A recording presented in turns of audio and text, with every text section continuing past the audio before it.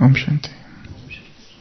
14th June 2019, Friday. Slogan: those who are constantly cooperative with the Father in His task through their bodies, minds and wealth, and their thoughts, words and deeds are yogis. So those who are constantly cooperative with the Father in His task through their bodies, minds, wealth, thoughts, words, deeds are yogis. So Baba is giving the definition of a yogi. A yogi is the one who is sahayogi, who is a cooperative soul, and he cooperates with the Father in his task through these 5 things. He is cooperative through his body, cooperative through his mind, cooperative through his wealth, cooperative through his speech, and cooperative through his actions, karma. So, a yogi is a one who is cooperative with the Father in his task. First, through his body, mind or thoughts, wealth, speech and karma, action or deeds, whatever you call it.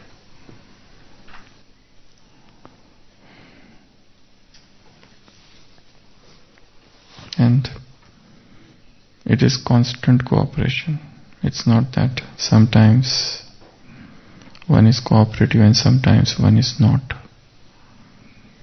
It is incessant, constant cooperation. So the first cooperation is through the body, deha. How do we cooperate with the Father through the body? By doing gross service. To utilize body for service is the greatest cooperation. To utilize, in one of the Murlis, Baba has said 3 types of services. One is gross service, then yajna service and mansa, and service through the mind. These were the 3 categories. So, serving through the body means doing gross service. Serving to the body also means serving the yajna. Serving through the body also means serving through the mind. So, body should be utilized for service. Body should also be utilized for doing tapasya. In fact, that is the greatest use of the body. Because we know that if the body is not well, when we are sick, everything comes to a standstill. Those who are healthy, those who aren't suffering from any diseases, sometimes they do not realize the importance of health. It's only when one falls sick that one realizes the importance of body. It's only when one meets with an accident and one is incapacitated for next couple of days or weeks, then one realizes how useful is this body. When one is hale and hearty, enjoying radiant health, we probably do not understand the importance of health. But a slightest illness, just cough and cold, sometimes make the person down, so much so that his entire routine of Brahmin life is disturbed. Then one realizes the importance of health. So, body should be utilized for gross service. Body should be utilized for serving this yajna as much as possible. Because another factor in utilizing body for the gross service is that by doing service, body can stay healthy. Otherwise, body will become flabby, body will become obese. So, doing service keeps one fit. Doing service keeps one healthy. Doing service is something that exercises the body. And the more the gross service, the better it is. And the younger the age, the more one should be engaged in doing the gross services. Once upon a time in yajna, when resources were less and manpower were less, one person used to do the work of 10 people. So, doing as much hard work as possible is what is needed. Because it's only when you work hard throughout the day then you can get good night's sleep. Just imagine a laborer. He works the whole night and then he gets so tired, so fatigued, and then night, without any sleeping pill, he goes off to sleep so nicely. While if you see other people who have sedentary lifestyle, they have problems with sleep. So this body, when it is hale and hearty, this body when we are enjoying health, should be utilized for doing as much service of the yajna as possible. That could be any gross service, but this body should be utilized for service, because that is what will keep us healthy. And yogi means who is healthy. So the first definition of the yogi is one who is cooperative soul, cooperates with his body for the yajna in father's task. So one is service and second is tapasya. These are the two things body should be utilized for. This body is not for sensual enjoyment. This is very clear. Because on one side is sense pleasure, on another side is supersensuous happiness. Sensual pleasure is like night, darkness, and supersensuous happiness is like day. When you are in sensual pleasures, there is not a trace of supersensuous happiness. And when one gets drowned in supersensuous happiness, there is not a trace of sensual happiness. So these two things cannot exist together. Either you get this or this. Now, there is a constant struggle for this. Actually, the basic thirst of the soul is for happiness.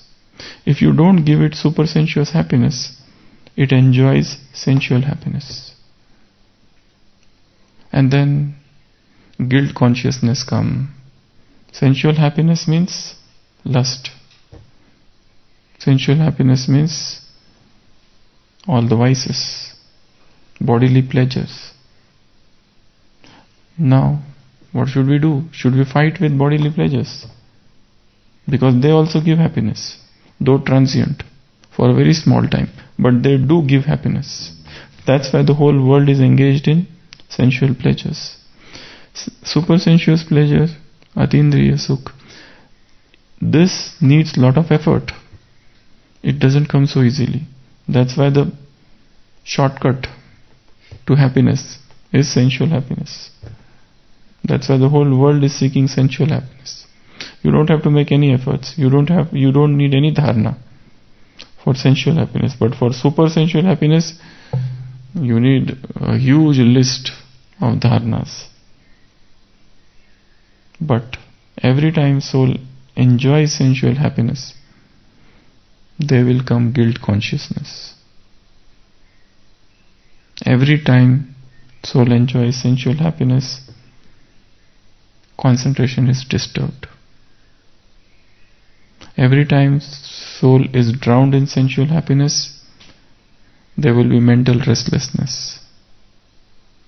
There will be imbalance in thoughts, in personality. And then repentance. And sensual happiness is addictive. Once you start enjoying, even if one wants, one cannot so easily come out of it. So, that's why it has been compared to the night. And this is compared to the day. So this is night, this is day, this is darkness, this is light. Now how to get rid of this? If I think that this is something and I have to fight, I will never get rid of it. The best way to get rid of darkness is bring light. When one is not enjoying supersensuous bliss in Brahmin life, there is emptiness, there is loneliness. And loneliness, actually Brahmins they do not enjoy vices, but yet they are attracted towards vices. Why? Brahmins don't enjoy vices. In today's Sakar Murli, Baba said one word. This is a Tamo Pradhan world and you don't have any taste of it. You dislike, you don't have the taste, swad of this world. So, darkness and light. As I said, soul, a Brahmin soul, who is a naturally pure soul, they don't enjoy vices, but yet they are attracted towards vices. Why? No, there's one more thing. When there is no light, no supersensuous bliss in Brahmin life, there will be vacuum. And when there is a vacuum, there is a loneliness. And when there is a loneliness, there is a restlessness. And when there is a restlessness, there is an attraction of vices. So Brahmin soul is not directly attracted to vices. Brahmin soul doesn't enjoy lust, but forcefully it is drawn towards lust. Why? Because there is a lack of light. So darkness is there. Darkness means loneliness. Heart is lonely because God is far away. In spite of doing Amrit Vela, listening Murli, listening classes, Baba is still far away. And there is a loneliness. And whenever there is a loneliness, there is a restlessness. And whenever there is a restlessness, there is attraction of vices. And whenever there would be attraction of vices, guilt consciousness and repentance. So, Brahmin life can turn into this circle. This is really a very pitiable stage. A very elevated Brahmin soul, yet getting drowned or drawn to vices. But what that soul can do? Only one way. If it starts fighting with guilt, not work. It will start fighting with loneliness, it will not work. The only way is to increase soul consciousness. That's it. And the only way is to increase love for Baba.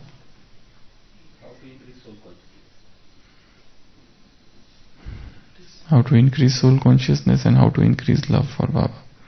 These are the two important questions. The first line of today's blessing,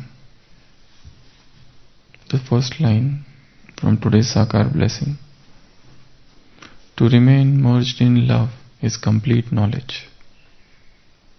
To remain merged in love is complete knowledge.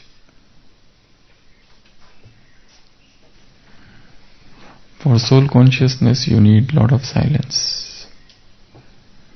Sitting in silence and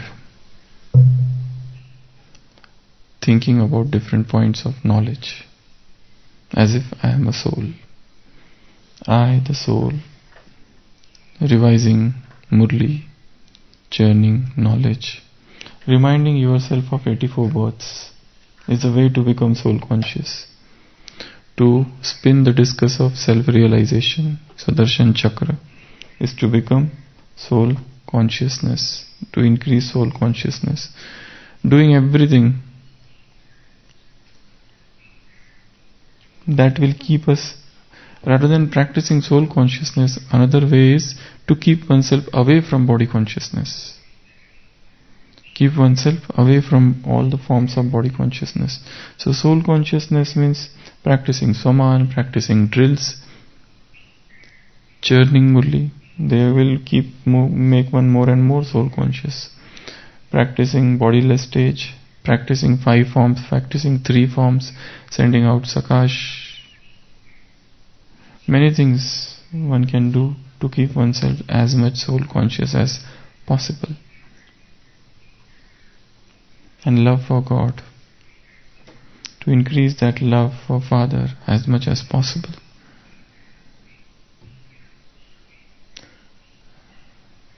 To see the faults of the world is the way to increase love for Baba. To have a defective vision. Human's love is a defective love. Human love is incomplete love. Human love creates restlessness. Human love is so incomplete. It never fulfills the heart. Rather, it is deceptive. So one must compare human love and God's love. Body consciousness, soul consciousness. So these are only 2 things. More and more soul consciousness and more love for Baba. More these 2 things are there, then only we are in the light, in the day. If you want that darkness should never enter, then remain in the light as much as possible. The moment these 2 things are gone, soul consciousness and love of God, what remains is darkness. And whenever there is a darkness, there is loneliness, there is restlessness and attraction of vices. Actually, we are not drawn towards vices. It is the stage of loneliness. One feels lonely. Doesn't want to do anything. Depressed at heart. Because in spite of doing the same thing has happened multiple times, the same mistake. So sometimes soul becomes lonely. So, yogi is the one who utilizes his body for tapasya and seva. The second is wealth. The second is mind. Mind means thoughts.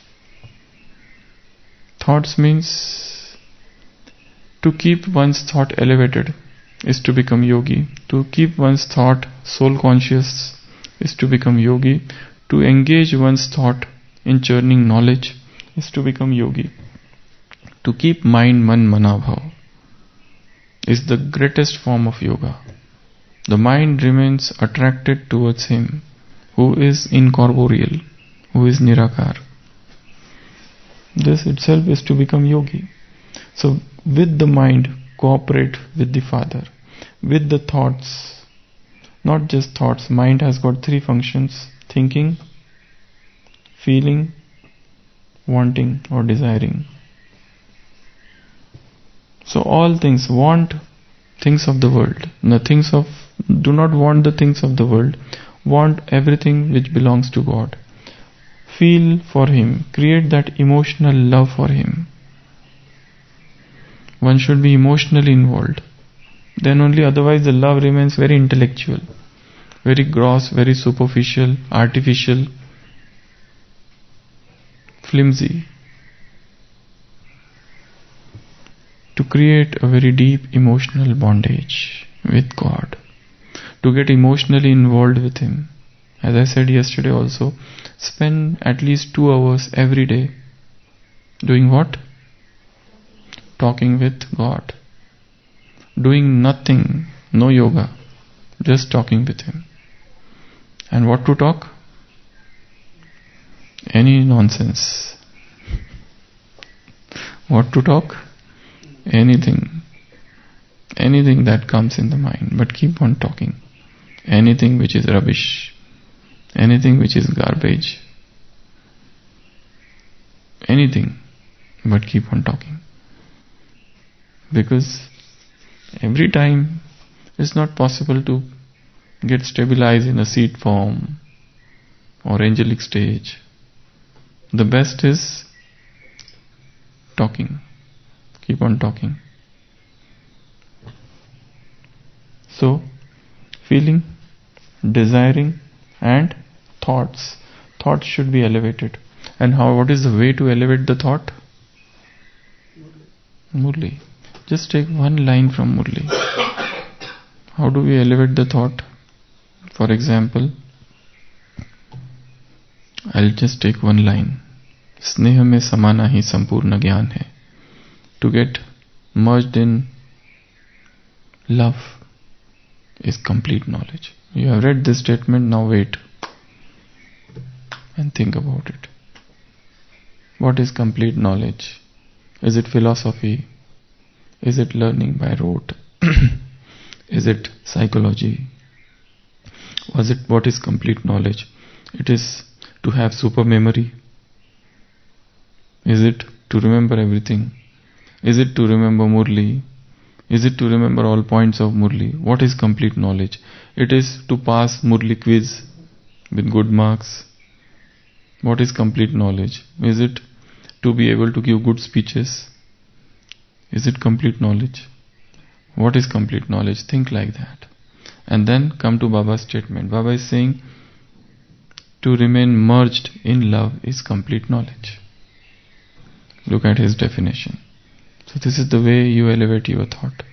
One is feeling very depressed, very, very down, no happiness, very, very sorrowful.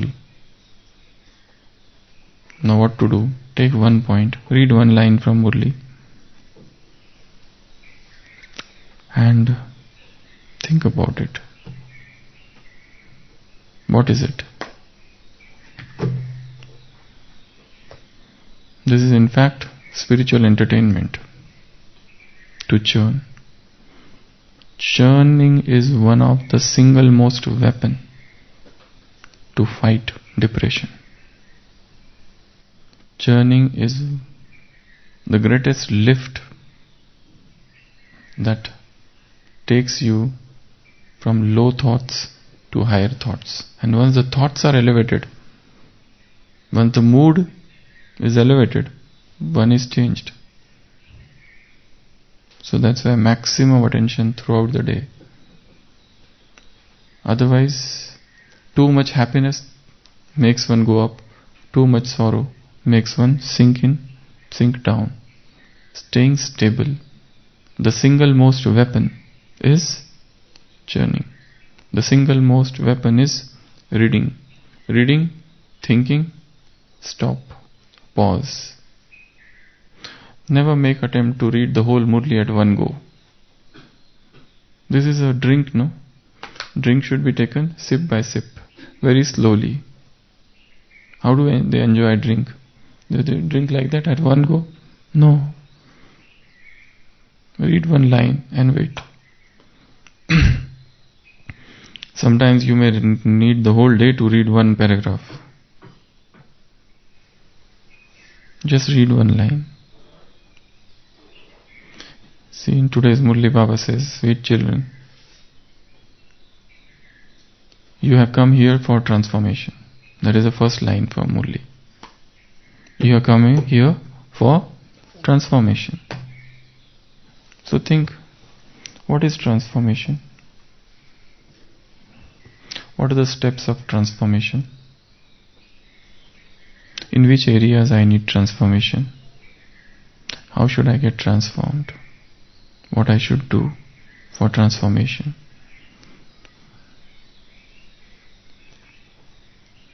This is the way you churn. Take anything and churn. Don't be in a hurry to finish the Murli and to heave a sigh of relief. Oh, I have finished reading Murli. Now today's burden is lifted. Now I am free to enjoy sensual things, sensual pleasures. Once the Murli is done and Amrit Vela is done, half the load is lifted. Now I am free to enjoy and going back to my old pattern of thinking, to my old sanskars. Read very, very slowly. Just read one paragraph in 1 hour and leave it. And then give a gap of 2-3 hours. And then come back to Murli again after a few hours. And then read something. And then close. And then take a gap. This is known as intermittent learning. And psychologists say that the greatest, you should never sit at a stretch for long hours, 6 hours. One is sitting and studying. Such students are not smart students. Learning means intermittent learning. Sit for 30 minutes, give up and go out. And look out of the window, see what is happening. Here, there, come back. And then sit and read again. Then go out and then read. This is the way you learn. So, serve with your body, serve with your mind, serve with your wealth, whatever wealth we have. That wealth will become purified only and only when it is utilized for yajna. Otherwise, that is stolen wealth. Our wealth, yajna is a filter. It's a dialysis machine. Let the money go through this machine and it will get purified. Speech. Our speech should be utilized for serving. Our speech should be utilized for awakening the souls. Our speech should be utilized for awakening the consciousness, for uplifting the souls, for encouraging the souls, to give them a new lease of life, to pump them with spiritual powers, to inject them with spiritual energy, to uplift them with unprecedented spiritual enthusiasm, to bring them out of spiritual depression and let them enjoy what is known as spiritual entertainment, to live a life of spiritual entertainment. So that is the real use of speech. And when it is not used, the best way is to keep silent rather than speaking anything. And the last thing Baba is saying is actions. Actions means, karma means, which is a better translation of karma, action or deeds? Karma word. If you want to translate in English, which is a better translation, action or deeds? Why? What is the difference between kriya and karma? Work on this. One is kriya, another is karma. There's a difference. We'll discuss this some other time. So actions and deeds, better word is deeds. Okay? Actions, they can be anything. So our all deeds, all karma should be for good of the world, should be utilized for Baba's service. In Islam they talk of sawab kamana, to earn punya, to earn charity. Sawab means, in Islamic philosophy they talk of sawab. During Ramzan they do a lot of zakat, almsgiving, donation, dan. So that is all for earning sawab. For example, in Islam they have privilege of man to marry four times. Why? Because first time okay, but second time a person marries, suppose somebody is a widow, she is a poor and she doesn't have anybody, so this is an act of sawab, because they marry to help somebody. That's why even Prophet Muhammad, he didn't marry till the age of, he had only one wife till the age of 53 or 54. After that he married to help other women. So that's an act of sawab. So this is also, so our actions should be for the good of the world. Bahujana hitaya, bahujana sukhaya. For the good of many, for the welfare of many, we are born in this world. So, yogi is Sayogi in all these 5 things. First, body, mind, wealth, speech and actions. Om Shanti.